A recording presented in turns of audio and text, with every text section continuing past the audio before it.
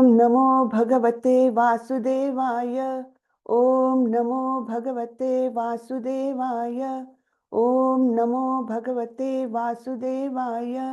ओम अज्ञानतिमिरान्धस्य ज्ञानाञ्जनशलाकया चक्षुरुन्मीलितं येन तस्मै श्रीगुरवे नमः। श्रीचैतन्यमनोभीष्टं स्थापितं येन भूतले स्वयं रूपः कदा मह्यं ददाति स्वपदान्तिकं। वन्देऽहं श्रीगुरो श्रीयुतपदकमलं श्रीगुरुन् वैष्णवांश्च श्रीरूपं साग्रजातं सहगण रघुनाथान्वितं तं सजीवं साद्वैतं सावधूतं परिजनसहितं कृष्ण चैतन्य देवं श्री राधा कृष्ण पादान् सहगण ललिता श्री विशाखान्वितांश्च। हे कृष्ण करुणा सिंधु दीनबंधु जगतपते गोपेश गोपिका कांत श्री राधा कांत नमोस्तुते। तप्त कांचन गौरांगी राधे वृंदावनेश्वरी वृषभानुसुते देवी प्रणमामि हरिप्रिये। नमो विष्णुपदाय कृष्णपृष्ठाय भूतले श्रीमते भक्ति वेदांत स्वामी इति नामिने। नमस्ते सारस्वती देवी गौरवाणी प्रचारिणे निर्विशेषाय शून्यवादी पाश्चात्य देशतारिणी। जय श्री कृष्ण चैतन्य प्रभो नित्यानंदा श्री अद्वैत गदाधर श्रीवासादि गौर भक्त वृंदा। हरे कृष्णा कृष्णा कृष्णा हरे हरे हरे रामा राम राम हरे हरे। हरे कृष्णा कृष्णा कृष्णा हरे हरे हरे रामा राम राम हरे हरे। हरे कृष्णा सभी को। तो आज के अध्याय का हरे कृष्णा प्रभु। हरे कृष्णा सभी को। तो आज के अध्याय का नाम है भक्ति योग। हाँ, अब भक्ति योग को प्रभुपाद जी उसको ट्रांसलेट करते हैं इंग्लिश में डिवोशनल सर्विस, अर्थात भक्तिमय सेवा। हाँ, केवल भक्ति बोलने से इंग्लिश में वो समझेगा नहीं। हाँ, तो इसलिए केवल डिवोशन बोलने से समझेगा नहीं, डिवोशनल सर्विसेस। हाँ, तो भक्ति में ही अभिप्रेत है सेवा। सेवा के बिना मनुष्य नहीं रह सकता। मनुष्य हर समय, आप सोचेंगे, हर समय किसी ना किसी की सेवा करता है। या तो वो कृष्ण की सेवा करते हैं या माया की सेवा करता है। सेवा करता है, सेवा के बिना रह नहीं सकता। वो एक इनहेरेंट व्यक्ति का, मनुष्य का क्वालिटी है। तो किसी ना किसी की सेवा किए बिना जीव कभी रह नहीं सकता, मनुष्य कभी रह नहीं सकता। और मनुष्य का नित्य स्वरूप जो है वो है जीवेरा स्वरूप होए कृष्णेरा नित्य दास। हाँ? तो हम कृष्ण के नित्य दास हैं, लेकिन इस भौतिक जगत में आकर हम माया के दास हो गए हैं। किसी ना किसी से की सेवा करते रहते हैं। अपने बच्चों की सेवा करें, अपने हस्बैंड की या वाइफ की सेवा करें, और कोई भी नहीं रहा परिवार की, माता पिता की सेवा करे, किसी ना किसी की सेवा करते, अपने बॉस की सेवा करे, किसी ना किसी की। कोई नहीं रहा तो कुत्ता पाल लेते लोग और कुत्ते की सेवा करते हैं ना। तो सेवा करना ये एक अनिवार्य स्वभाव है जीव का, अनिवार्य स्वभाव, उसके सिवा हो नहीं सकता। किसी ना किसी स्वरूप में जीव सेवा करता है। सिर्फ हमको चूज करना है, कृष्ण की सेवा करना है या माया की, है ना। तो कृष्ण की सेवा करेंगे तब हमारा जीवन सार्थक हो जाएगा। तो वो कृष्ण की सेवा कैसे की जाए वो सब इस अध्याय में हम समझेंगे। और तो और भगवान बताते हैं कि कैसा भक्त उन्हें प्रिय है। तो उसको कहते हैं प्रियाष्टक। तो वो आखिरी जो 8 श्लोक है उसमें प्रियाष्टक कहा गया है। भगवान बताते हैं कि कैसा भक्त मुझे अत्यंत प्रिय है। तो चलिए, ये बड़ा सुंदर अध्याय है भक्ति योग का। अर्जुन उवाच एवं सततयुक्ता ये भक्तास्त्वां पर्युपासते ये चाप्यक्षरमव्यक्तम् तेषां के योग वित्तमः। अर्जुन ने पूछा, जो आपकी सेवा में सदैव तत्पर रहते हैं या जो अव्यक्त निर्विशेष ब्रह्म की पूजा करते हैं, इन दोनों में से किसे अधिक पूर्ण अर्थात सिद्ध माना जाए? तो ये 2 प्रकार के व्यक्ति होते हैं। कोई तो आपकी सेवा करते हैं, आपकी सेवा में सदैव तत्पर रहते हैं, या फिर कोई निर्विशेष ब्रह्म की, हाँ, जो कुछ भी उसका आकार नहीं है, है ना, निराकार निर्विशेष, ऐसे ब्रह्म की पूजा करते हैं। तो इन दोनों में से कौन अधिक श्रेष्ठ है, कौन अधिक पूर्ण सिद्ध है, ये अर्जुन का प्रश्न है। तो निर्विशेष ब्रह्म की पूजा करने वाले कैसे एक प्रकाश के बिंदु पर ध्यान केंद्रित करते हैं और ब्रह्म यानी वो प्रकाश का स्रोत, इस प्रकार से मान करके उसकी पूजा करते हैं, उसकी आराधना करते हैं। सगुण स्वरूप में पूजा तो नहीं हो सकती, जैसे हम विग्रह की पूजा करते हैं, फूल अर्पित करते हैं, उनको नहलाते हैं, उनको भोग चढ़ाते हैं, ये सब क्रियाएं तो निर्विशेष ब्रह्म के साथ नहीं हो सकती। लेकिन केवल उन पर ध्यान केंद्रित कर सकते हैं हम। तो वैसे निर्विशेष ब्रह्म की पूजा होती है। या फिर दूसरा है स्वरूप जो सगुण साकार सुंदर श्याम सुंदर, ऐसे रूप का हम ऐसे रूप की हम सेवा करते, भक्ति करते हैं, है ना। तो इन दोनों प्रकार के व्यक्तियों में से कौन अधिक अच्छा है, कौन अधिक पूर्ण है, ऐसे अर्जुन का प्रश्न है। ठीक है, तो यहाँ पर प्रभुपाद जी हमको एक्सप्लेन करते हैं। श्रीला प्रभुपाद की जय। सामान्यतः अध्यात्मवादियों को 2 श्रेणियों में विभाजित किया जा सकता है। एक है निर्विशेषवादी और एक है सगुणवादी। सगुणवादी भक्त अपनी संपूर्ण शक्ति से परमेश्वर की सेवा करता है। निर्विशेषवादी भी कृष्ण की सेवा करता है, किंतु प्रत्यक्ष रूप से ना करके वह अप्रत्यक्ष ब्रह्म का ध्यान करता है। ठीक है ना। तो भगवान का स्वरूप जो है, भगवान के स्वरूप का प्राकट्य जो है, हमने देखिए पहले या दूसरे अध्याय में समझा था इसको, कि भगवान 3 चरणों में हम उनको महसूस कर सकते हैं। कैसे? जैसे पहले तो ब्रह्म का है, ब्रह्म ज्योति जिसको कहते हैं, जैसे उसको उपमा दी गई है सूर्य का प्रकाश, है ना। सूर्य को समझने के 3 स्टेजेस है, वैसे ही भगवान कृष्ण को समझने के 3 स्टेजेस है। तो जो सूर्य को हम समझते हैं, तो पहला है कि हमारे रूम में सूर्य की किरणें पहुंच गई तो हम बोलेंगे हाँ सूर्य उदय हो गया, है ना। तो सूर्य की किरणों से हम भगवान का मतलब सूर्य का महसूस करते हैं। दूसरा चरण है जो कोई सूर्य की तह तक जाता है, मतलब सरफेस को क्या बोलेंगे, वहां तक जाते हैं और सरफेस पर क्या क्या एक्टिविटी हो रही है सूर्य की वो देखते हैं। तो वहां पर कुछ एक्सप्लोजन्स हो रहे हैं, कुछ गैसेस का आपस में टकरा करके बहुत तापमान बढ़ा रहे हैं, इस प्रकार का वो अभ्यास होता है। और तीसरे चरण में सूर्य के अंदर कोर तक जाके, भीतर तक जाके, कौन सी चीजों से निर्मित है वो, अंदर क्या क्या है, इनका गहन अभ्यास। तो ये 3 चरणों में हम सूर्य को समझ सकते हैं। वैसे ही भगवान को भी पहला चरण है जो ब्रह्म ज्योति, तो वो निर्विशेष ब्रह्म का जो ध्यान करते हैं वो लोग रहते हैं, जैसे सूर्य की किरणें वैसे ब्रह्म ज्योति। दूसरा चरण है भगवान को समझने का परमात्मा स्वरूप। तो परमात्मा स्वरूप कैसा है? हमारे अंदर परमात्मा का वास है, चर अचर सारी संपूर्ण सृष्टि में परमात्मा का वास है। वो है स्वरूप भगवान की तीसरे पुरुषावतार का, क्षीरोदकशाई विष्णु परमात्मा के स्वरूप में, सर्वव्यापी स्वरूप में रहते हैं। तो वो दूसरा चरण है। और तीसरा चरण है जहां पर केवल भक्त जा सकते हैं, वो तीसरा चरण है भगवान का स्वयं का श्याम सुंदर द्विभुज रूप, है ना।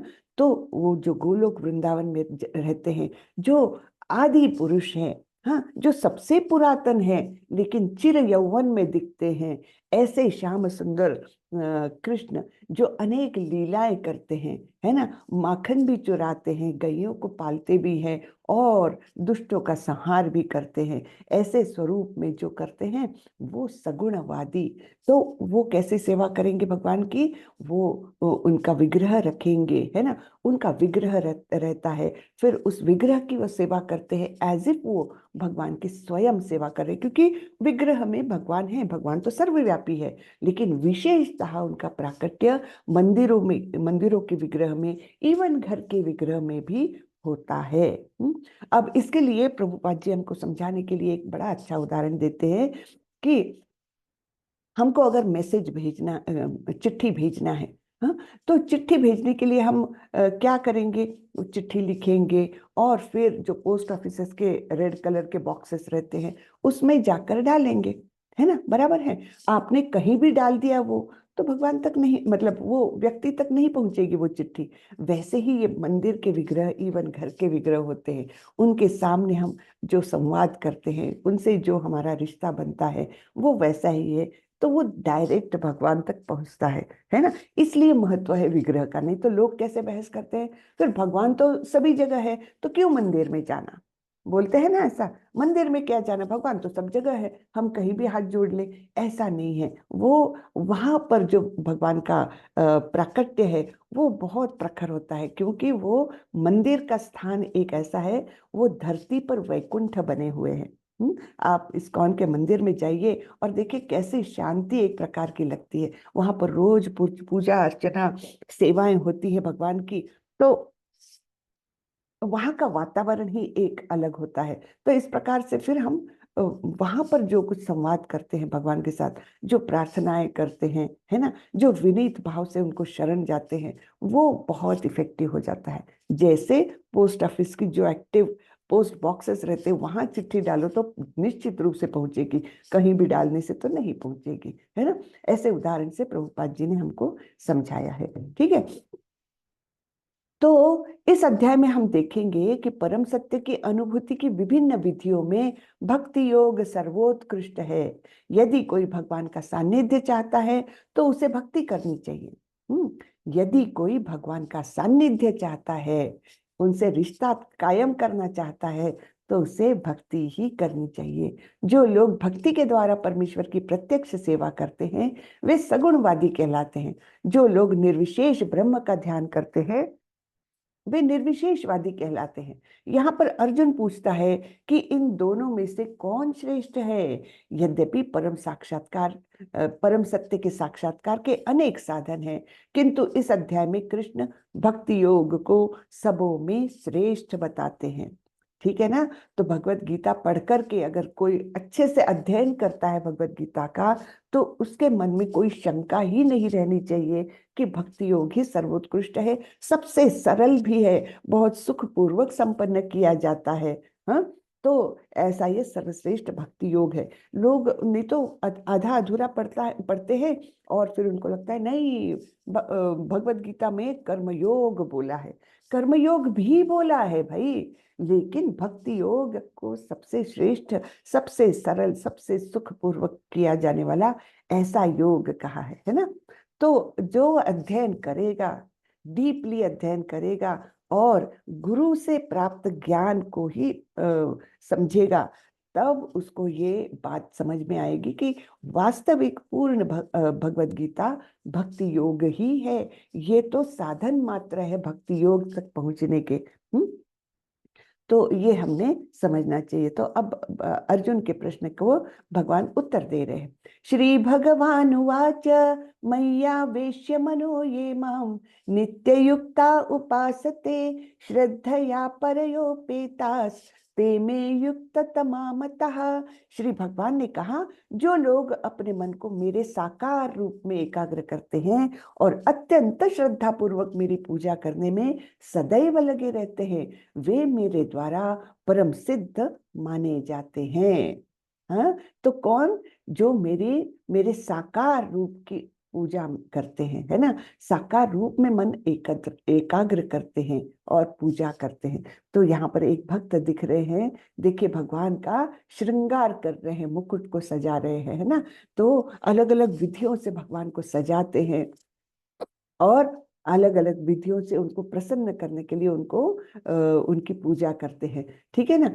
तो इसको परम सिद्ध भगवान ने बोला है, मेरे द्वारा परम सिद्ध माने जाते हैं, यानी सर्वोत्कृष्ट। परम यानी सर्वोच्च, और सिद्ध यानी भक्ति के मार्ग में सिद्ध, है ना। ऐसे मैं मानता हूँ, ठीक है।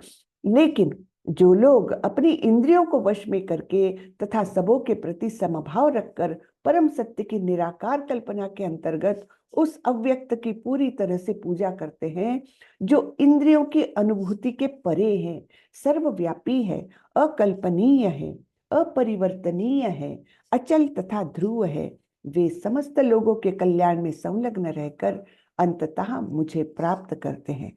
अर्थात ये जो निर्विशेषवादियों का रास्ता है वो भी अंततः श्री कृष्ण के पास ही जाता है।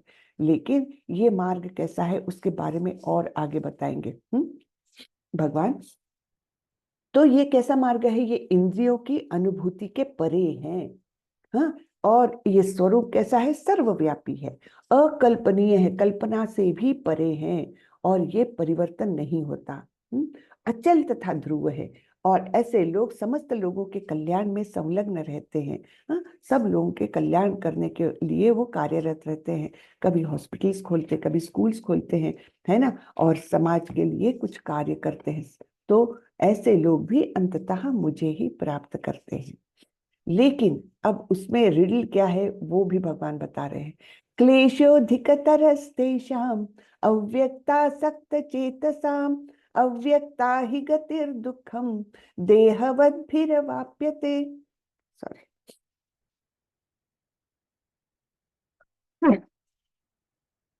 सॉरी। तो जिन लोगों के मन परमेश्वर के अव्यक्त निराकार स्वरूप के प्रति आसक्त है, उनके लिए प्रगति कर पाना अत्यंत कष्टप्रद है। तो देखिए ये जो मार्ग है निर्विशेषवादियों का, वो कैसे कहाँ पर मन एकत्र करते हैं, एकाग्र करते हैं? अव्यक्त निराकार स्वरूप के प्रति, है ना। तो ऐसा हम तो देहधारी है और हम किसी अव्यक्त की पूजा करें जिसको देह नहीं है, तो ये कल्पना करना ये बहुत कठिन बात है ना। कठिन मार्ग है ये, कि हम सोचे जिसने हमको निर्माण किया है, हाँ, जो हमारा नियंता है, तो उसने हमको तो शरीर दे दिया और खुद शरीर से रहित है। आप ऐसे कल्पना नहीं कर सकते, है ना। क्योंकि हम समझते हैं कि अगर कोई कुछ चीज हमको देता है तो उसके पास होनी चाहिए, तब वो देगा हमको, है ना। अगर मुझसे कोई पैसे मांगता है तो मेरे पास पैसे होंगे तो मैं उसको दे सकती हूँ, अन्यथा नहीं दे सकती। तो यहाँ तो बोल रहे हैं कि हमको तो देह दे दिया भगवान ने और भगवान को देह ही नहीं है। तो ये जो कल्पना है ये अत्यंत, मतलब इसके लिए प्रगति कर पाना अत्यंत कष्टप्रद है, ऐसे भगवान बोल रहे हैं, है ना। तो देहधारियों के लिए, क्योंकि हम तो शरीर धारण करके हैं, तो देहधारियों के लिए उस क्षेत्र में प्रगति कर पाना सदैव दुष्कर रहता है, ये कठिन हो जाता है ना। एक समय के बाद वहां पर ध्यान एकत्रित करना कठिन हो जाता है, वो रास्ता कठिन है। लेकिन हमारा रास्ता जो सगुण साकार रूप का हम पूजन करते हैं, वो रास्ता सुकर भी है, यानी इजी भी है, और सुखपूर्वक किया जाने वाला भी है। ये तु सर्वाणि कर्माणि मयि सन्न्यस्य मत्परः अनन्येनैव योगेन मां ध्यायन्त उपासते तेषाम् अहं समुद्धर्ता मृत्यु संसार सागरात् भवामि न चिरात् पार्थ मय्यावेशित चेतसाम्। जो अपने सारे कार्यों को मुझ में अर्पित करके तथा अविचलित भाव से मेरी भक्ति करते हुए मेरी पूजा करते हैं और अपने चित्तों को मुझ पर स्थिर करके निरंतर मेरा ध्यान करते हैं, उनके लिए हे पार्थ मैं जन्म मृत्यु के सागर से शीघ्र उद्धार करने वाला हूँ। तो यहाँ पर क्या दिखाया है? भवसागर में हम सारे जीव गोते खाते रहते हैं और हमको बचाने वाला यहाँ पर कोई नहीं, इस भौतिक जगत में कोई नहीं जो हमको बचा सकता है। तो बचा कौन सकता है? जो इस भवसागर में नहीं है, जो गोते नहीं खा रहा है, वही हमको बचा सकता है ना। तो कौन है ऐसा जो गोते नहीं खा रहा है? वो है हमारे भगवान कृष्ण, है ना, और उनके पार्षद नित्य सेवक जो आध्यात्मिक जगत में है। तो भगवान कृष्ण ही हमको बचा सकते हैं। और जैसे आपने देखा होगा कई बार बाढ़ में डूबते हैं लोग, तो उनको बचाने के लिए कैसे करते हैं? ऊपर से हेलीकॉप्टर आता है और वो रस्सी डालता है नीचे और उसको खींच लिया जाता है, बराबर ना। क्योंकि वैसे बाढ़ में फंसे हुए व्यक्ति के पास जाना पॉसिबल नहीं है, है ना। तो उसके लिए ऊपर से रेस्क्यू ऑपरेशन होता है। बिल्कुल वही यहाँ पर हम समझ रहे हैं कि भगवान भी ऐसे ही भवसागर से ऊपर, है ना, भौतिक जगत से परे ऐसा जो उनका अस्तित्व है वो हमको शरण देता है, वो हमको इस संसार से हमारा उद्धार कर सकते हैं, है ना। तो वही बताए कौन किसका उद्धार करते हैं? जो अपने सारे कार्यों को मुझ में अर्पित करते हैं और अविचलित भाव से मेरी भक्ति करते हुए पूजा करते हैं, है ना, और अपने चित्तों को मुझ पर स्थिर करके मेरा निरंतर ध्यान करते हैं। उनको मैं इस भवसागर से उनका उद्धार शीघ्र ही मैं कर देता हूँ। हाँ? तो तेषाम अहम समुद्धरता मृत्यु संसार सागरात भवामि न चिरात पार्थ मैया वेशित चेतसाम। हाँ? तो ऐसे व्यक्ति का भगवान उद्धार करते हैं, अर्थात ये अनन्य भक्ति करने वाले। हाँ? अनन्य नैव योगेन, उसमें कोई मिलावट नहीं है, केवल और केवल कृष्ण, है ना। तो इस प्रकार भक्ति डाइवर्टेड नहीं है कि नहीं नहीं भक्ति तो मैं कृष्ण की करता हूँ, लेकिन जब जरूरत पड़ती है तो मैं तो शिव जी की का भक्त भी बन जाता हूँ। वैसा नहीं होता। हमने उनकी भी उनकी भी उनका भी मान सम्मान संपूर्ण करना चाहिए। सभी देवी देवताओं का मान सम्मान पूर्ण रूप से करना चाहिए, लेकिन भक्ति केवल भगवान कृष्ण की करनी चाहिए। भक्ति, भगवान और भक्त ये सब भगवान से ही जुड़े हुए हैं, है ना। तो ये नहीं आधा अधूरा नहीं, अनन्य नैव योगेन माम ध्यायन्त उपासते, केवल मेरा। मय्येव मन आधस्त्व मयि बुद्धिं निवेशय निवसिष्यसि मय्येव अत ऊर्ध्वं न संशयः। मुझ भगवान में अपने चित्त को स्थिर करो और अपनी सारी बुद्धि मुझ में लगाओ। इस प्रकार तुम निस्संदेह मुझ में सदैव वास करोगे। अब ये टॉप मोस्ट लेवल की भक्ति बता रहे हैं, अनन्य भक्ति। यहाँ पर देखिए, यहाँ लिखा है अनन्य भक्ति। अनन्य भक्ति कैसे की जाती है? भगवान में ही चित्त स्थिर करो, सारी बुद्धि भगवान में ही लगा दो, यहाँ वहां बुद्धि को भी भटकने मत दो। और फिर इस प्रकार से हम निस्संदेह अनन्य भक्ति में आते हैं और फिर भगवान में ही वास करते हैं, अर्थात भगवान का सानिध्य पाते हैं। बराबर ना। भगवान में वास करना है, भगवत धाम में उनके साथ रहना, उसको कहते हैं अनन्य भक्ति। तो ये टॉप मोस्ट लेवल की। यहाँ पर उदाहरण किसका दिया है?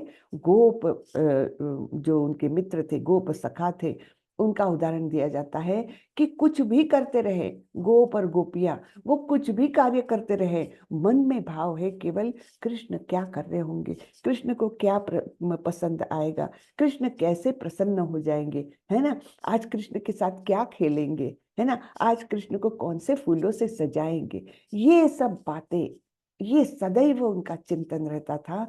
तो इस प्रकार से उनको अनन्य भक्त कहा है, टॉप मोस्ट लेवल के भक्त। और उनका वास भी कहाँ होता है? गोलोक वृंदावन धाम में भगवान के संग।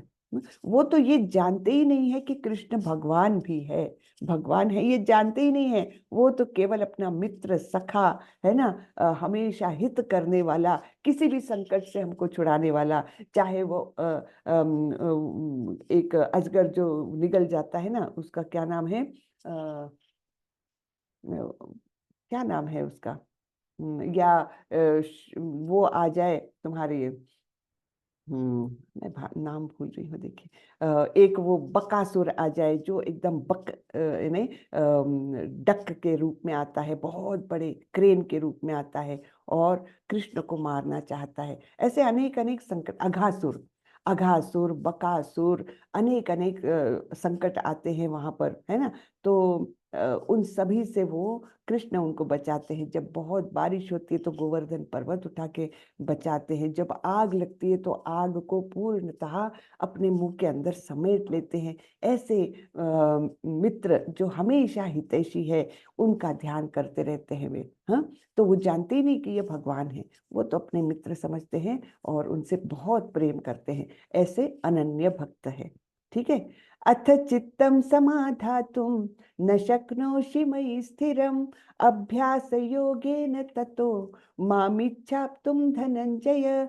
हे अर्जुन, हे धनंजय, यदि तुम अपने चित्त को अविचल भाव से मुझ पर स्थिर नहीं कर सकते तो तुम भक्ति योग के विधि विधानों का पालन करो। इस प्रकार तुम मुझे प्राप्त करने की चाह उत्पन्न करो। ठीक है। तो सभी लोग तो एकदम से अनन्य भक्त नहीं बन सकते, तो उनके लिए अनन्य भक्त नहीं, साधना भक्ति करो। तो ये साधना भक्ति की विधियां बता रहे भगवान कि तुम अगर अनन्य भक्त नहीं हो सकते, तुम यदि चित्त को अविचल भाव से मुझ पर स्थिर नहीं कर सकते, कोई बात नहीं, तो तुम भक्ति योग के विधि विधानों का पालन करो। ठीक है, सेकंड स्टेप। हाँ, पहले अनन्य भक्ति, दूसरी ये है साधना भक्ति। तो साधना भक्ति करो, जो गुरु बताएंगे कि ऐसे विधि से भगवान की पूजा करना है, जो शास्त्र बताएंगे उनका अनुपालन करते करो, रोज रोज करो, तब तुम्हारे मन में मुझे प्राप्त करने की चाह उत्पन्न हो जाएगी। तो ये सेकंड स्टेप है। यहाँ पर दिखता है हम एक भक्त कैसे कृष्ण के विग्रह की पूजा कर रहे हैं, भक्ति कर रहे हैं, भजन कर रहे हैं, कीर्तन कर रहे हैं, है ना। तो इन विधियों को का अवलंबन करके हमारे मन में चाह उत्पन्न होती है, भक्ति पूर्ण रूपेण डेवलप होती है। तो कोई कोई लोग बोलते हैं ना, अरे ये तो सब कर्म कांड है। ये कर्म कांड नहीं है। कर्म कांड अलग होते हैं, जो देवी देवताओं को प्रसन्न करने के लिए सकाम हेतु से कर्म किया जाता है, वो कर्म कांड में आता है। ये कर्म कांड नहीं है। हम भगवान की निरपेक्ष भाव से सेवा कर रहे हैं। हाँ, कुछ अपेक्षा नहीं है, निरपेक्ष भाव से विधि विधानों का पालन करते हुए हम अर्च विग्रहों की पूजा कर रहे हैं। ठीक है। तो इसलिए कंफ्यूज नहीं होना चाहिए कि लोग हमको इससे भटकाने को बहुत देखते हैं। ये क्या है, फूल चढ़ाना, भोग चढ़ाना, ये इससे क्या होता है, ये तो सब कर्म कांड है। ये कर्म कांड नहीं है, ये भगवान की सेवा है। तो हमारे मन में कोई कंफ्यूजन नहीं रहना चाहिए। तो इसे कहा जाता है साधना भक्ति। ठीक है। अब तीसरी स्टेप, तो ये साधना भक्ति भी करने के लिए कोई कोई मतलब पॉसिबल नहीं होता कई कई लोगों को। उनके लिए तीसरा और एक रास्ता बता रहे भगवान। यानी भगवान देखिए कितने दयालु है। ये नहीं बोलते कि नहीं नहीं, जो अनन्य भक्त रहेगा ना वही भक्त सबसे अच्छा है। वो है अच्छा, लेकिन वो नहीं बन सकता सभी कोई ना। तो फिर ये कर लो, ये नहीं कर सकते और नीचे की स्टेप कर लो, ये भी नहीं कर सकते और नीचे की स्टेप कर लो। तो भगवान इतने दयालु है कि हर किसी को चांस दे रहे हैं कि किसी ना किसी मार्ग से तुम शुद्ध भक्ति तक आ जाओ। हाँ, तो अभी तीसरा कौन सा स्टेप बता रहे भगवान?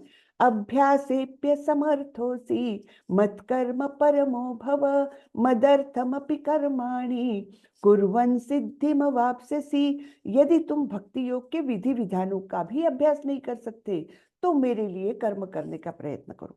यानी तुम अर्च विग्रहों की पूजा, भजन, पूजन, कीर्तन ये नहीं कर सकते तो मेरे लिए कर्म करने का प्रयत्न करो, क्योंकि मेरे लिए कर्म करने से तुम पूर्ण अवस्था अर्थात सिद्धि को प्राप्त होगे। तो मेरे लिए कर्म करो, यानी निष्काम कर्म योग, कोई अपेक्षा न रखते हुए कर्म करना। जैसे यहाँ पर एक कारागिर जो है वो मंदिर में सेवा दे रहा है कि हाँ मुझे ये काम करना आता है कि मैं मार्बल फिक्स कर सकता हूँ या जो कुछ मेसन का वर्क कर सकता हूँ। ठीक है, मैं 2 दिन मैं पूर्णतः मेरे यहाँ पर दे दूंगा, उसके लिए मैं कोई ये नहीं लूंगा, उसके लिए कोई धन नहीं दूंगा, है ना। तो वो क्या है, किसी भी प्राप्ति की अपेक्षा के बिना वो अपनी सेवाएं दे रहा है। तो इसको कहेंगे निष्काम कर्म योग, है ना। बिना किसी प्राप्ति की अपेक्षा के कर्म करना भगवान की संतुष्टि के लिए, हाँ, भगवान की सेवा में। तो ये है निष्काम कर्म योग। ठीक है ना। तो 3 स्टेजेस हमने समझ ली, कौन सी कौन सी? पहली है अनन्य भक्ति, दूसरी है साधना भक्ति, तीसरी है निष्काम कर्म योग। ठीक है, अब भगवान बोलते ये भी नहीं कर सकते, तो और अगली स्टेप है, कौन सी स्टेप है? हाँ, तो अब हमको याद करना है 9वें अध्याय का ये श्लोक।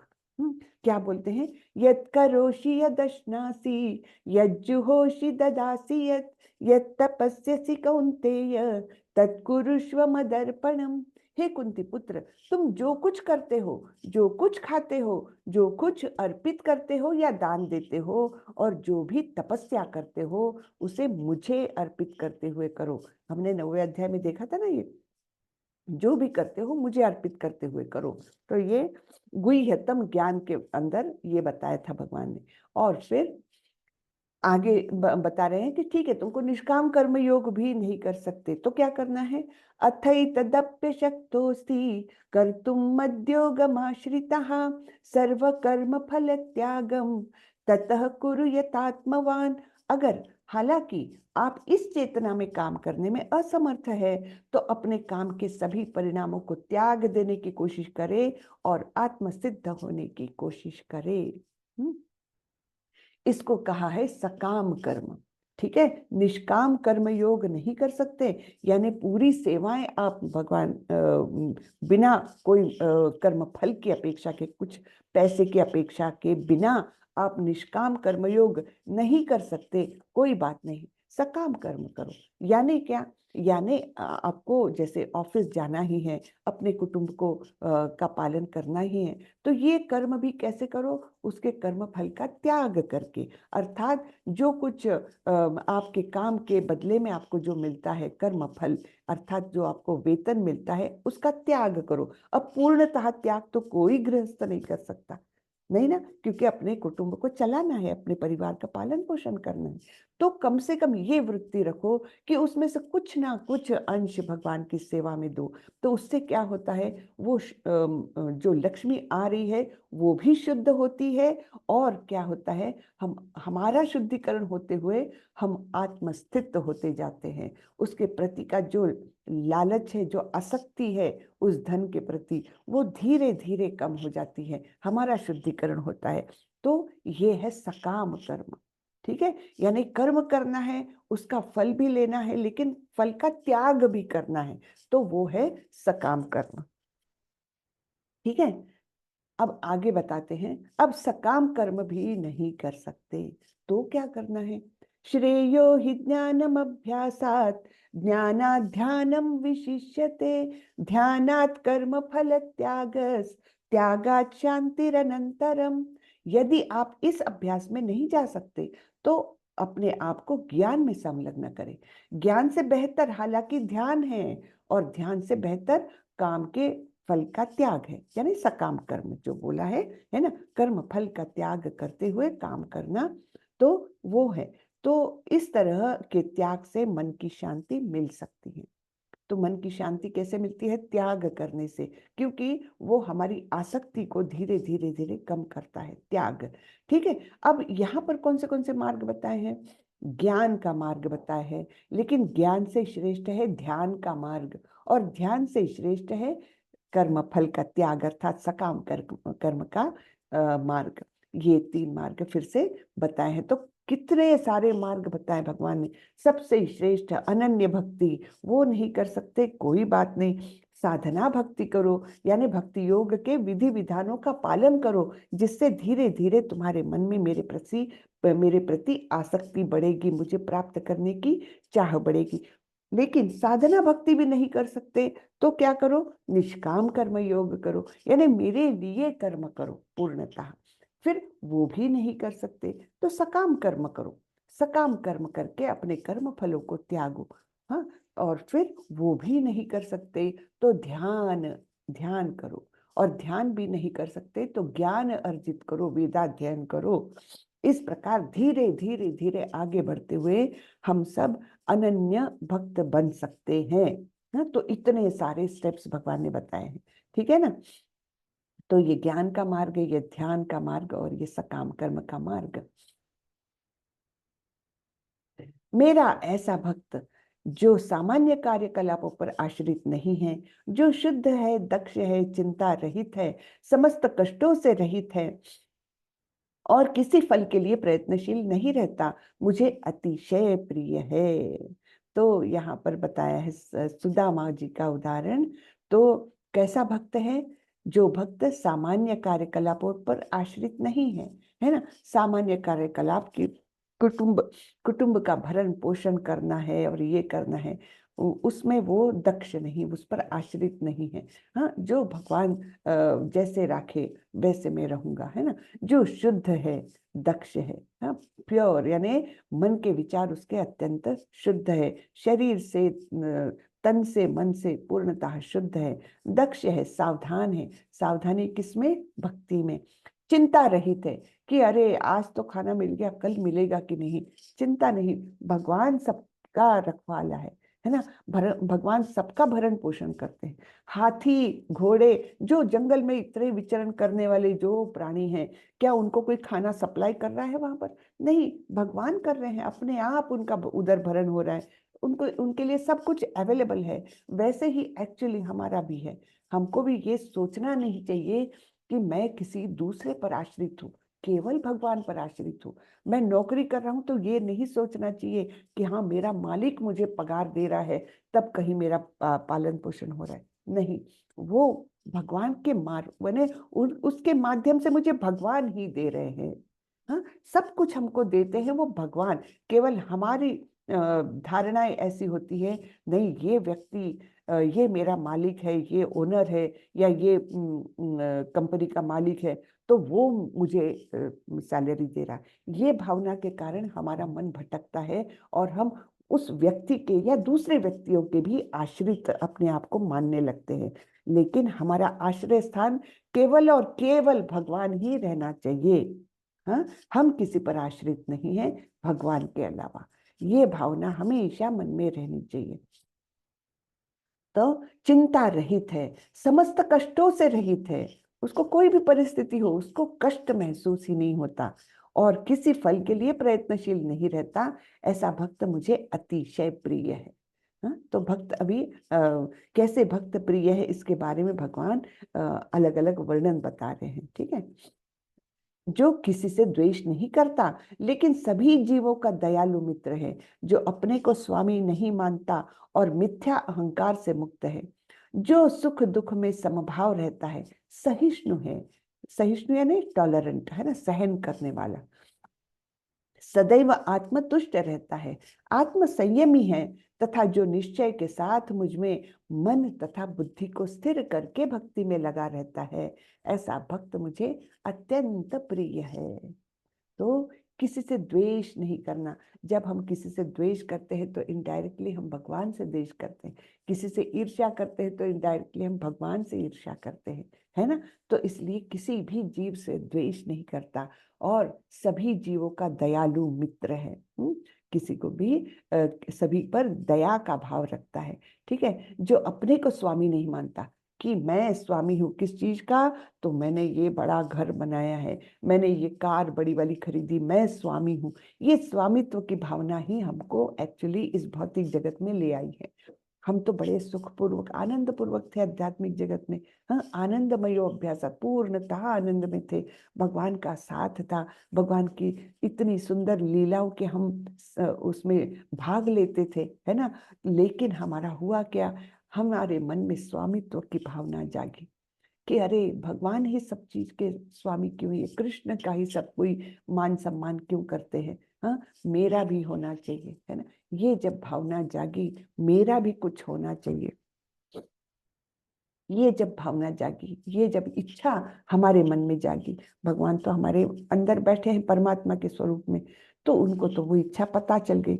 और भगवान इतने दयालु है कि हमारी जो भी इच्छाएं होती है उसकी पूर्ति के लिए भगवान प्रयत्नशील हो जाते हैं। हाँ, तो वहां पर भी जब हमने इच्छा की कि अरे मैं भी कोई चीज का स्वामी बन जाऊं, स्वामित्व जताऊं मैं, तो तब फिर भगवान ने हमारे लिए इस भौतिक जगत का निर्माण किया और हमारे लिए यहाँ पर स्थान निर्माण किया, हमको भौतिक जगत में भेजा कि चलो तुम अपनी इच्छाएं पूरी कर लो और फिर जब इच्छाएं पूरी हो जाएगी तो वापस आना, लेकिन हम तो भूल ही गए, हम तो यहाँ आकर अपना नित्य स्वरूप भूल ही गए और यहीं पर माया के द्वारा हम प्रताड़ित होते रहे। अपना नित्य स्वरूप भूलकर हम माया की सेवा में लग गए, है ना। और फिर पता नहीं कितनी कितनी योनियों में, 84 लाख योनियां हैं इन ब्रह्मांडों में, तो उनमें से पता नहीं कितनी कितनी योनियों में घूम घूम करके अभी जा करके हमको मनुष्य जन्म मिला है, जहाँ पर हम ये शास्त्रों के माध्यम से,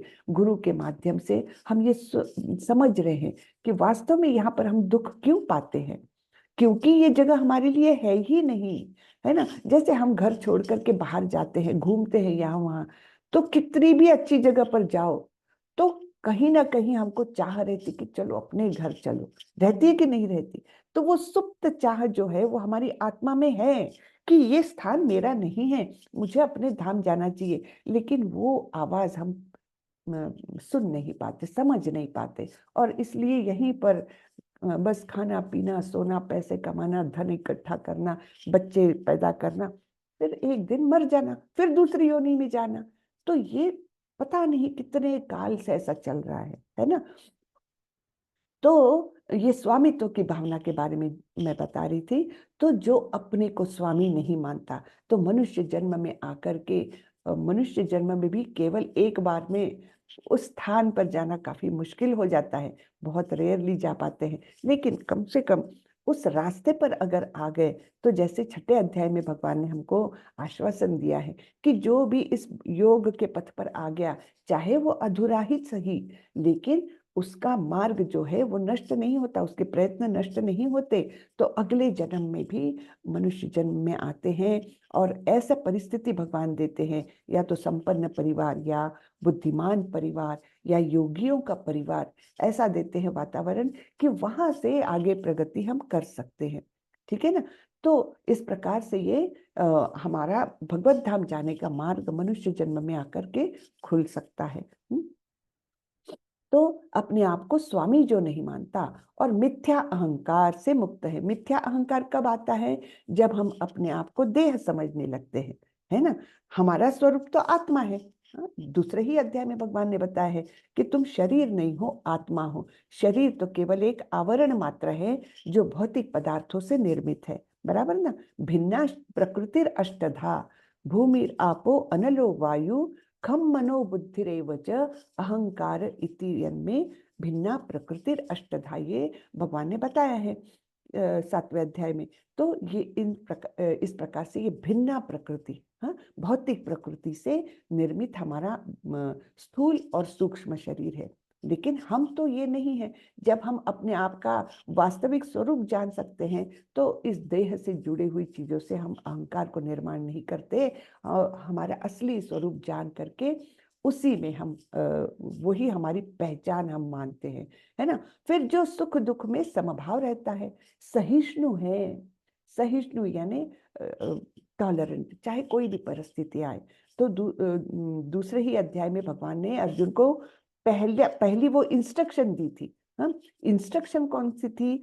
मात्रा स्पर्शास्तु कौन्तेय शीतोष्ण सुख दुख दहा आगमा अपाइनो अनित्यम तान स्थितिक्षस्व भारत। यानी टॉलरेट करो, जीवन में सुख और दुख आते जाते रहेंगे, वैसे ही जैसे सर्दी गर्मी का मौसम आता जाता है। हाँ, तो ऐसा नहीं कि अभी गर्मी है तो सर्दी आएगी ही नहीं, ऐसा नहीं कि अभी दुख में है तो सुख आएगा ही नहीं, है ना। सुख और दुख ये आते जाते रहेंगे, उनको तुम सांस्थितिक्षस्व यानी टॉलरेट करो, अर्थात सहिष्णु बनो, है ना। तो जो सुख दुख में समभाव रहता है, सहिष्णु है और सदैव आत्मतुष्ट रहता है, आत्म संयमी है, तथा जो निश्चय के साथ मुझ में मन तथा बुद्धि को स्थिर करके भक्ति में लगा रहता है, ऐसा भक्त मुझे अत्यंत प्रिय है, जिससे किसी को कष्ट नहीं है, तथा जो अन्य किसी के द्वारा विचलित नहीं किया जाता, जो सुख दुख में, भय तथा चिंता में समभाव रहता है, वह मुझे अत्यंत प्रिय है।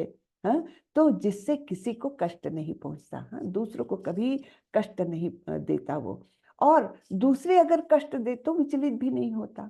अब यहाँ पर हम उदाहरण किसका देखते हैं पता है? ये है चित्रकेतु महाराज, जो विमान से आ रहे हैं। ऐसा ये नहीं कि अभी आधुनिक टेक्नोलॉजी ने डेवलप किए विमान, हमारे पुरातन लोग बड़े भव्य दिव्य विमानों में घूमते थे। ऐसा ऑर्डिनरी विमान नहीं, भव्य दिव्य विमान। जो करदम मुनि की स्टोरी आती है, उसमें उन्होंने देवाहुति के लिए इतना बड़ा एरोप्लेन निर्माण किया था कि जैसे एक सिटी हो, जिसमें लेक्स भी थे, पर्वत भी थे, सुंदर सुंदर झरने भी थे, है ना, और 10,000 दासियां उनके साथ। ऐसा वो विमान उन्होंने निर्माण किया था अपनी योग सिद्धि से, और सारे ब्रह्मांडों का दर्शन कराया था। हाँ, अवकाश यानी स्पेस में कहीं भी जा सकते थे। ऐसे विमान की निर्मित की थी अपनी पत्नी देवाहुति के लिए।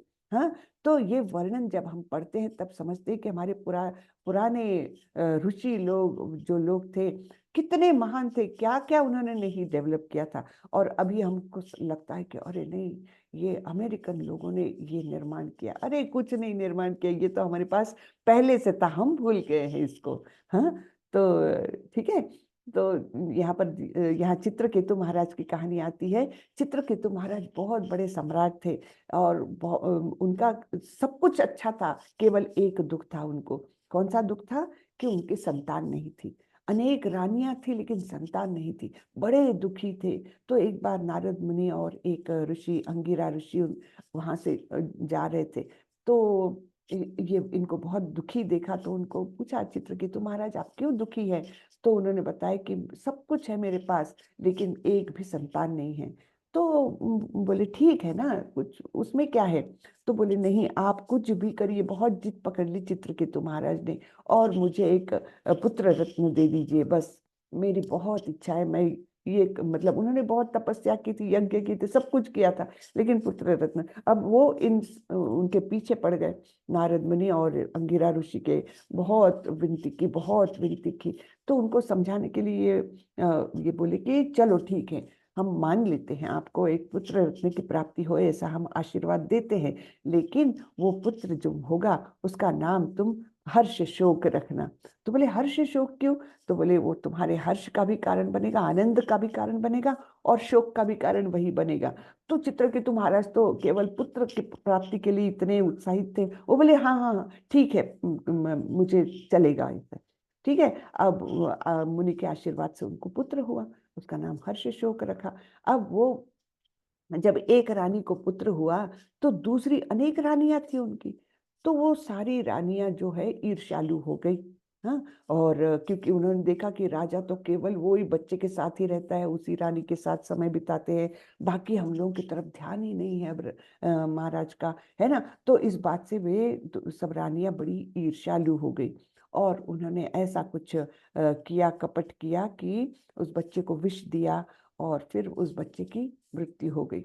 तो छोटा सा बच्चा वो, और उसकी मृत्यु हुई। जैसे ही मृत्यु हुई तो वहां पर वो रानी और महाराजा स्वयं भी भयंकर विलाप करने लग गए, भयंकर विलाप। हाँ, तो फिर वहां पर अंगिरा मुनि आए और देखा। तो महाराज बोले कि ये क्या हो गया, मेरा इतना अच्छा पुत्र, मेरा उसकी मृत्यु हो गई, आप कुछ भी करो, इसको जीवित करो। तो मुनियों ने उनको समझाया ऐसा नहीं करना चाहिए, ऐसा मत करिए आप। तो नहीं नहीं नहीं, आप इसको जीवित करिए, कैसे भी करके जीवित करिए। अब फिर से मुनियों ने उनकी बात मान ली और उस बच्चे को जीवित कर दिया। अब जीवित करने के बाद जब वो जागा, तो महाराज बहुत ही आनंदित हुए और बोले हाँ बेटा, तुमने पहचाना ना? वो इधर उधर देख रहा था, तो हम तुम्हारे माता पिता हैं। तो उस बच्चे ने पूछा, आप मेरे माता पिता हैं? कौन से जन्म के? मेरे तो अनेक जन्म हो चुके हैं, और हर एक जन्म में मेरे अलग अलग माता पिता रहे हैं, तो आप कौन से जन्म के माता पिता हैं, मुझे याद नहीं आ रहा है। अब ये बात जब सुनी चित्रकेतु महाराज ने, तब उनको आभास हुआ कि ये मैं क्या कर रहा हूँ। ये केवल एक जन्म में पुत्र प्राप्ति के लिए मैं इतना अट्टहास कर रहा हूँ, मतलब प्रयत्न कर रहा हूँ, जो कितना गलत है। तो ये तो सब कुछ टेम्पररी है, हमको परमानेंट के लिए के बारे में सोचना चाहिए, जो मतलब हमेशा के लिए स्थायी है, शाश्वत है, उसके बारे में हमने सोचना चाहिए। ये क्या है? ये हम नश्वर चीजों के पीछे, मेरा घर, मेरा परिवार, मेरा पुत्र, इसके पीछे मैं पड़ा हुआ हूँ। नहीं, मैंने शाश्वत की खोज करनी चाहिए, है ना। तो तब उनका पूरा मोह वहां से नष्ट हो गया, और फिर उन्होंने ऐसी भक्ति की कि भगवान विष्णु उनसे बहुत प्रसन्न हुए और उनको वैकुंठ में यात्रा करने का, मतलब देखिए, वैकुंठ तक जाता था उनका विमान, और भगवान के स्वयं प्रत्यक्ष दर्शन करके आ जाते थे। तो ऐसे ही एक बार वो वैकुंठ से वापस आ रहे थे विमान में बैठ करके, और कैलाश पर्वत पर उन्होंने देखा कि शिव जी पार्वती जी के साथ बैठकर अनेक ऋषियों के समक्ष भागवतम का पाठ कर रहे हैं। भागवतम का पाठ हो रहा है वहां पर, यानी शिव जी क्लास ले रहे हैं सबकी, उनको उपदेश बता रहे हैं भागवतम का। अब ये सब तो ठीक है, लेकिन शिव जी जो बैठे थे वो कैसे बैठे थे? वो अपनी गोद में पार्वती माँ को लेकर बैठे थे। तो बाकी ऋषियों ने भी वो देखा। अब हम अपने भौतिक जगत में अगर ऐसे सोचे कि कोई टीचर अपनी पत्नी को गोदी में लेकर के क्लास ले रहा है, तो ये अत्यंत आक्षेपार्ह हो जाएगा, है ना। एकदम ही वो गलत हो जाएगा, क्योंकि हमारे यहाँ वो शुद्धता है ही नहीं। ठीक है, तो चलिए वो बात अलग है। तो यहाँ पर सारे ऋषि मुनि, उनको कोई उससे फर्क नहीं पड़ रहा था कि माता पार्वती कहाँ बैठी है ना, कोई फर्क नहीं पड़ रहा था। वो तल्लीन थे भागवत की कथाएं सुनने में। लेकिन चित्रकेतु महाराज जब वहां से जा रहे थे, तो उनको मतलब इस बात को, इस दृश्य को देखकर थोड़ी हंसी आई।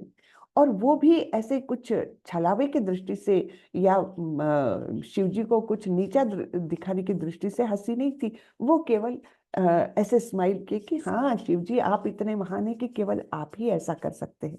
बाकी किसी की कैपेसिटी नहीं है कि अपनी पत्नी को ऐसे गोद में बिठा करके क्लास लो भागवतम की। तो ये केवल आप ही कर सकते हो, आप ही उतने निरीच्छ हो, आप ही उतने पूर्ण योगी हो, है ना। इस दृष्टि से उन्होंने, चित्रकेतु महाराज ने स्माइल किया। अब शिव जी ने भी उसे देखा, सारे ऋषियों ने भी वो देखा, उनको किसी को फर्क नहीं पड़ा, लेकिन पार्वती माँ को फर्क पड़ा। पार्वती माँ ने बहुत गुस्सा आया उनको कि शिव जी के लिए ऐसे तुम मतलब एक स्माइल, एक ऐसा आविर्भाव तुम्हारा जो है वो अत्यंत गलत है। और पार्वती माँ ने उनको श्राप दे दिया, चित्रकेतु महाराज को, कि तुम राक्षस की योनि में जाओगे। हाँ, तो राक्षस योनि में तुम जाओगे, ऐसा करके श्राप दिया।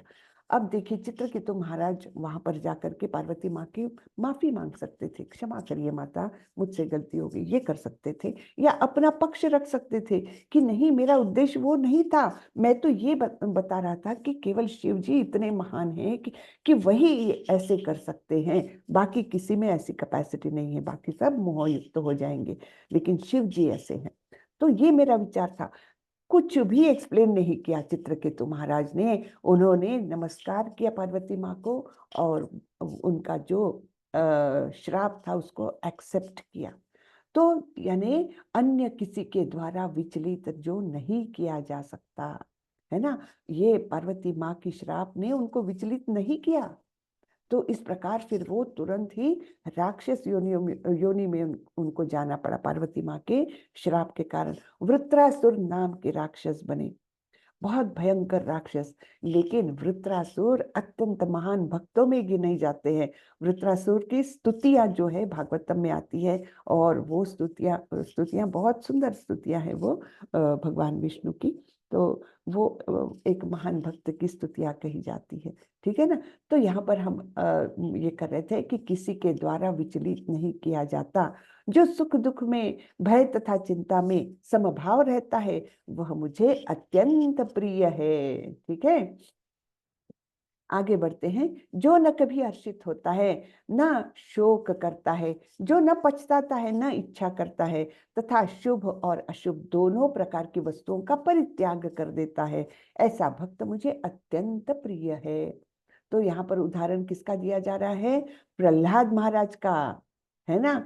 तो ना कभी हर्षित, है ना, ना कभी शोक, ना कभी पछताना, ना इच्छा करना, है ना, सब कुछ भगवान पर समर्पित। हाँ, राखे कृष्ण मारे कृष्ण राखे के, है ना। तो इस प्रकार की भावना, अगर कृष्ण मुझे मारना चाहते हैं तो मुझे कोई बचा नहीं सकता, और अगर कृष्ण बचाना चाहते हैं तो कोई मुझे मार नहीं सकता। चाहे मुझे गरम तेल में डालो, चाहे मुझे हाथी के पैरों तले को चलवाओ, चाहे मुझे खाई में फेंक दो, है ना, चाहे मुझे अग्नि में डाल दो, मेरी रक्षा भगवान स्वयं करेंगे। ये विश्वास है ना। तो ये सब शुभ और अशुभ दोनों प्रकार की वस्तुओं का परित्याग, ऐसा भक्त मुझे अत्यंत प्रिय है। ठीक है, तो ये प्रहलाद महाराज का उदाहरण आता है, जो मित्रों तथा शत्रुओं के लिए समान है। चाहे मित्र रहे चाहे शत्रु, उसका व्यवहार बदलता नहीं है। जो मान तथा अपमान, शीत तथा गर्मी, सुख तथा दुख, यश तथा अपयश में समभाव रखता है। जो दूषित संगति से सदैव मुक्त रहता है। जो सदैव मौन और किसी भी वस्तु से संतुष्ट रहता है। जो किसी प्रकार के घर बार की परवाह नहीं करता। जो ज्ञान में दृढ़ है और जो भक्ति में संलग्न है, ऐसा पुरुष मुझे अत्यंत प्रिय है। अब यहाँ पर ये कहानी जो बताई जा रही है, ये अम्बरीश महाराज है। अम्बरीश महाराज भगवान के महान भक्त थे, महान भक्त थे, और उन्होंने अपनी सारी इंद्रियों को पूर्णतया समर्पित किया हुआ था भगवान की सेवा में, है ना। वाणी से केवल भगवान का नाम, कानों से केवल भगवान के नाम का श्रवण, और पैरों से केवल भगवान के मंदिर की ओर जाने के लिए, हाथों से केवल मंदिर का मार्जन, है ना। तो इस प्रकार से सारी इंद्रियों को उन्होंने पूर्णतः भगवान की सेवा में समर्पित किया हुआ था। तो जो नवधा भक्ति है ना, श्रवणम कीर्तनम स्मरणम अर्चनम पाद सेवनम दास्यम साख्यम आत्मनिवेदनम, इस प्रकार की जो नवधा भक्ति है, हाँ, तो वो सारे ही जो है इनका उदाहरण दिया जाता है। ठीक है, तो जो मित्रों तथा शत्रुओं के लिए समान है ऐसे। तो एक बार क्या हुआ, महाराज अम्बरीश जो है, वे हमेशा एकादशी का व्रत, निर्जला व्रत रखते थे हर एकादशी का। और एकादशी व्रत का एक विशेषता एक ये है कि दूसरे दिन अर्थात द्वादशी के दिन इसका एक समय ही पारण करना होता है, यानी उस व्रत को तोड़ना होता है। तो उसके लिए एक समय आता है, शास्त्र हमें बताते हैं कि इस समय से लेकर इस समय तक वो पारणा समय है। जैसे साधारणतः सवेरे 6 बजे से लेकर 10 बजे तक का ये पारणा समय है। उस समय हमको यानी मैं 6 से 10 एक ऐसे ही रैंडम बोल रही हूँ, हमेशा नहीं रहता हूँ, मैं एक एक्सप्लेन करने के लिए बोल रही हूँ। तो 6 से लेकर सपोज 6 से लेकर 10 तक का समय पारणा समय दिया गया है, तो हमको उसी समय के अंदर हमारा व्रत तोड़ना चाहिए भगवान का प्रसाद ग्रहण करके, जिससे वो एकादशी के व्रत का साफल्य हो सके, यानी वो सफल हो जाता है व्रत। ठीक है, तो ऐसी विधि है। तो एक बार ऐसी एकादशी पूर्ण निर्जला की अम्बरीश महाराज ने, और दूसरे दिन द्वादशी के दिन उनको पालना करना था। अब क्या हुआ कि दुर्वास मुनि वहां पर आए, और अपने 10,000 शिष्यों के साथ चलते थे वे। तो वे आए 10,000 शिष्यों के साथ और इनके यहाँ पधारे। इन्होंने उनका आगत स्वागत किया, सब उनको सत्कार किया, सब कुछ किया, और फिर बोला कि ऋषिवर आप सब हमारे साथ प्रसाद ग्रहण करिएगा, यानी हमारे साथ भोजन करिएगा। तो दुर्वास मुनि बोले ठीक है। तो बोले हम जाकर के स्नान करके आते हैं, मैं अपने शिष्यों के साथ जाकर के स्नान करके आता हूँ, उसके बाद हम प्रसाद लेंगे, यानी भोजन करेंगे। ठीक है, इधर अम्बरीश महाराज ने सारी तैयारी करवाई, 10,000 लोगों का बड़ा भारी सब वो तैयार किया, और इधर ऋषिवर स्नान करने गए। अब हो क्या गया कि वो पारणा समय खत्म होने को आया। जैसे 10 बजे तक अगर पारणा है, तो वो अब 9:30 हो गए, 9:35 हो गए, 9:40 हो गए। इधर अम्बरीश महाराज को चिंता होने लग गई कि अगर ये ठीक समय से नहीं आए तो मेरा तो व्रत पूरा असफल जाएगा।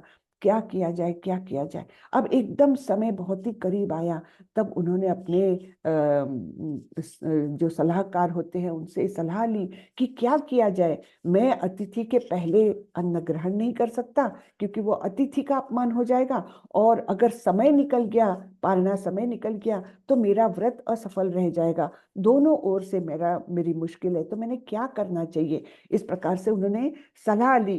तब वहां के पंडितों ने उनको बताया कि देखिए महाराज, आपने निर्जला व्रत रखा है, तो आप एक बूंद जल की ले लीजिए, जिससे कि आपका पारना भी हो जाए और ये भी नहीं होगा कि आपने अतिथि के पहले अन्न ग्रहण किया है। तो दोनों तरफ से आप बच जाएंगे, मतलब, है ना। तो दोनों तरफ से आपका समाधान हो जाएगा।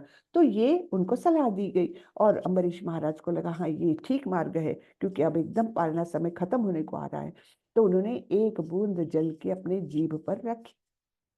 अब हुआ ये कि उसी क्षण दुर्वास मुनि ने एंट्री की और देखा कि ये अपनी जीवा पर कुछ रख रहे हैं। अब उनको आया क्रोध। दुर्वास मुनि तो फेमस है उनके क्रोध के लिए। उनको आया क्रोध। उन्होंने क्या किया, अपना एक बाल खींचा सिर से, उसको जमीन पर पटका और उसमें से एक राक्षस की निर्मित की, भयंकर राक्षस। और उस राक्षस को आदेश दिया, अम्बरीश को खत्म करो करके, हाँ इसको खत्म कर दो। अब वो राक्षस आया अम्बरीश महाराज की ओर, लेकिन अम्बरीश महाराज पूर्णतया स्थित प्रज्ञ, है ना, पूर्णतया शांत, हाथ जोड़ करके अवश्य रक्षिबे कृष्ण, है ना, तो कृष्ण रक्षण करे, ये विचार करके। अब जैसे ही वो राक्षस अम्बरीश महाराज की ओर लपका, उधर विष्णु भगवान ने अपना सुदर्शन चक्र भेजा और उस राक्षस का खात्मा कर दिया। ठीक है, अब राक्षस तो मर गया, लेकिन वो सुदर्शन चक्र जो है वो दुर्वास मुनि के पीछे पड़ा कि अब दुर्वास को भी खत्म करना है, क्योंकि विष्णु को भगवान नाराज हो गए, मेरे भक्त के प्रति किसने ऐसा अपराध किया है ना। तो दुर्वास मुनि के पीछे पड़े सुदर्शन चक्र। अब दुर्वास मुनि तो थे सिद्ध पुरुष, है ना, वो तो एक स्थान से दूसरे स्थान में पलक झपकते एक क्षण में जा सकते थे। तो वो यहाँ वहां भागने लग गए। यहाँ से गए, चंद्रलोक गए, इंद्रलोक गए, वरुण लोक गए, अलग अलग लोकों में जाते रहे, है ना। सबके पास गए और बोले कि अरे मुझे इस सुदर्शन से बचाओ। सब ने हाथ खड़े कर दिए, भैया ये विष्णु भगवान का सुदर्शन है, हम कुछ नहीं कर सकते, आपको जाना पड़ेगा विष्णु भगवान के पास। तो ये वैकुंठ पहुंच गए और भगवान के चरणों में लेट गए कि मुझे बचाइए, आपका सुदर्शन चक्र मेरे पीछे पड़ा हुआ है। तो भगवान बोले, आपने मेरे भक्त के प्रति अपराध किया है, केवल भक्त क्षमा करेगा तो ही ये सुदर्शन रुकेगा, अन्यथा नहीं रुकेगा। तो वैकुंठ से सीधे आए दुर्वास मुनि और अम्बरीश महाराज के चरणों में गिर गए, मुझे बचा लीजिए। हाँ, तो अम्बरीश महाराज तो इतने दयालु, शत्रु और मित्र के प्रति सेम भावना, कुछ फर्क नहीं। उन्होंने तुरंत उस सुदर्शन चक्र को विनती की कि आप इन्हें मत मारिए। वैसे ही सुदर्शन चक्र रुक गया और इस प्रकार दुर्वास मुनि बच गए। ठीक है ना। तो ये अम्बरीश महाराज का वर्णन है। शत्रु और मित्र के लिए एक समान, मान अपमान एक समान, शीत गर्मी एक समान, है ना, ये सब यश अपयश एक समान, और दूषित संगति से मुक्त, सदैव मौन। हाँ, जो ज्यादा बोलता है ना, तो उसकी भक्ति कहीं ना कहीं प्रभावित होती है। हाँ, तो प्रजल्प कहा जाता है उसको, प्रजल्प, बिना कारण के बोलना, है ना। तो सदैव मौन, यानी हमेशा मूक नहीं बने रहेंगे, बोलेंगे तो केवल कृष्ण की स्तुति, करेंगे तो केवल मुख से कृष्ण का भजन कीर्तन, है ना। तो बाकी सब चीजों में मौन, है ना, प्रजल्प नहीं करेंगे, और किसी भी वस्तु से संतुष्ट, जो कुछ प्राप्त है उसी में संतुष्ट। तो इस प्रकार से जो भक्त है वो मुझे अत्यंत प्रिय है, ऐसे भगवान ने कहा है। ये अंतिम श्लोक आता है, ये तो धर्मामृतमिदं यथोक्तम पर्युपासते, श्रद्धाना मत परमा भक्तास्ते तीव में प्रियः। जो इस भक्ति के अमर पथ का अनुसरण करते हैं और जो मुझे ही अपने चरम लक्ष्य बनाकर श्रद्धा सहित पूर्ण रूपेण संलग्न रहते हैं, वे भक्त मुझे अत्याधिक प्रिय है। तो भक्ति का पथ जो जिन्होंने पकड़ा हुआ है और भगवान को ही चरम लक्ष्य बना है, जीवन में प्राप्त करना है तो केवल भगवान के श्री चरण, है ना। तो इस प्रकार पूर्णतः उनका लक्ष्य तय है और श्रद्धा सहित पूर्ण रूपेण उस लक्ष्य की प्राप्ति के लिए प्रयत्नशील है, ऐसे भक्त मुझे अत्याधिक प्रिय है। यहाँ पर किसका उदाहरण है? यह है बिल्व मंगल ठाकुर। हाँ, बिल्व मंगल ठाकुर एक बहुत बड़े परिवार में अर्थात संपन्न परिवार में जन्म लिया था उन्होंने। और उनका क्या था, उनको एक वेश्या के प्रति भयंकर ज्यादा आसक्ति थी। उस वेश्या का नाम था चिंतामणि। तो इतने ज्यादा आसक्त थे कि रोज वो उस वेश्या के पास जाते ही जाते थे। अब एक बार क्या हुआ, उनके पिता का निधन हुआ। हाँ, बिल्व मंगल ठाकुर के पिता का निधन हुआ। अब वो सब क्रिया कर्म ये सब करते करते बहुत रात हो गई, निकल नहीं पाए घर से। और रात तो हो गई और बहुत तूफान आया, बहुत जोरदार बारिश और तूफान ये सब आया। लेकिन जैसे ही घर में उनके सारे काम निपट गए, तो ये उतने रात को निकल गए, उतने बारिश में और तूफान में निकल गए। नदी पार करके जाना था, नदी में भयंकर बाढ़ आई हुई थी, लेकिन इन्होंने अपनी जान की परवाह किए बिना उसमें छलांग लगाई। वहां पर एक शव, मुर्दा मतलब है ना, मृत शरीर जा रहा था बहते हुए, तो बस उस शरीर को ही पकड़ के ये दूसरे किनारे आ गए। बताइए, अब दूसरे किनारे पर आ गए तो यहाँ बहुत रात हो गई थी। वो चिंतामणि ने अपने सारे दरवाजे वरवाजे, जो गेट था वो सब कुछ बंद कर दिया था। उस गेट को पार करके आना था, तो वहां पर एक सांप लटक रहा था। इन्होंने उस सांप को ही पकड़ा और रस्सी बना करके उसी को करके पार आ गए और घर के अंदर आ गए। अब चिंतामणि ने पूछा, आप आए कैसे? इतना तूफान है, इतना सब कुछ है और दरवाजा बंद है, आप आए कैसे? तब उन्होंने अपनी वीरता बताई कि अरे, इतना तूफान था, आंधी थी, लेकिन मैं एक शव जा रहा था, उसको पकड़ करके मैंने नदी पार की। और फिर यहाँ पर तो मैंने सांप को रस्सी बना करके मैं कूदा। तो चिंतामणि बोली, आप इतने प्रयास अगर भगवत प्राप्ति में करते तो आपको भगवान की प्राप्ति हो जाती। क्या मैं तुच्छ शरीर को लेकर बैठ हूँ और आप क्यों ऐसे करते हो? तो चिंतामणि का ये उपदेश उनको दिल में लग गया और उसी क्षण उन्होंने तय किया, मैं भगवत प्राप्ति ही करूंगा। हाँ, और तब उन्होंने सब कुछ छोड़ दिया, अपना घर बार छोड़ दिया और वृंदावन आकर के रहने लग गए। वृंदावन में माधुकरी मतलब भिक्षा मांग करके अपना उदर निर्वाह करते थे। ठीक है, और भगवत प्राप्ति के लिए वो अपना विधि विधानों का सब पालन करने लग गए। अब क्या हुआ, एक बार ऐसी भिक्षा लेते समय उनको एक स्त्री ने भिक्षा दी और इनकी आंखें तो मतलब वो थी, तो वो उस स्त्री के प्रति, सुंदर स्त्री थी, तो उसके प्रति मोहित हो गए। अब मोहित हो गए, क्षण भर के लिए मोहित हो गए, उसका पीछा भी किया, लेकिन फिर वो अपने जागृत हो गए और उन्होंने उसी स्त्री से बोला कि आपके बालों में जो पिन लगी है ना, वो पिन कृपा करके मुझे दीजिए। तो स्त्री ने दे दी वो पिन। तो इन्होंने उसी पिन से अपनी दोनों आंखें फोड़ दी कि मेरा ये इंद्रिय जो है ये मुझे पाप कर्म में लगाता है, तो मुझे नहीं चाहिए ये आंखें। उन्होंने दोनों आंखें अपनी फोड़ दी और फिर एक चित्त होकर के भगवान का कीर्तन करते रहे ना। भगवान स्वयं आकर के उनके सामने बैठ जाते थे, उनकी वो भक्ति देखते हुए। तो ये इस प्रकार से बिल्व मंगल ठाकुर का ये आता है। तो भक्ति के अमर पथ का अनुसरण करते और मुझे ही अपना चरम लक्ष्य बनाकर श्रद्धा सहित पूर्ण रूपेण संलग्न रहते हैं, वे भक्त मुझे अत्याधिक प्रिय है। तो ये अंतिम श्लोक आता है। हम प्रभुपाद जी के कुछ शब्द सुनते हैं। इस अध्याय में परम सत्य की जो निराकार धारणा वर्णित है, उसकी संस्तुति उस समय तक के लिए की गई है जब तक मनुष्य आत्म साक्षात्कार के लिए अपने आप को समर्पित नहीं कर देता। दूसरे शब्दों में, जब तक उसे शुद्ध भक्त की संगति करने का अवसर प्राप्त नहीं होता, तभी तक निराकार की धारणा लाभप्रद हो सकती है। ठीक है, तो निराकार की धारणा एक रास्ते तक, आपको एक मंजिल तक ले जा सकती है, लेकिन जब आपको शुद्ध भक्त की संगति मिलती है, तब कहीं आपका शुद्ध भक्ति का मार्ग चालू होता है ना। परम सत्य की निराकार धारणा में मनुष्य कर्म फल के बिना कर्म करता है और आत्मा तथा पदार्थ का ज्ञान प्राप्त करने के लिए ध्यान करता है। यह तभी तक आवश्यक है जब तक शुद्ध भक्त की संगति प्राप्त न हो। सौभाग्यवश यदि कोई शुद्ध भक्ति में सीधे कृष्ण भावनामृत में संलग्न हो, तो उसे आत्म साक्षात्कार के इतने सोपान, सोपान यानी स्टेजेस पार नहीं करने होते। भगवत गीता के मध्य के 6 अध्याय में जिस प्रकार भक्ति का वर्णन हुआ है वह अत्यंत हृदयग्राही है।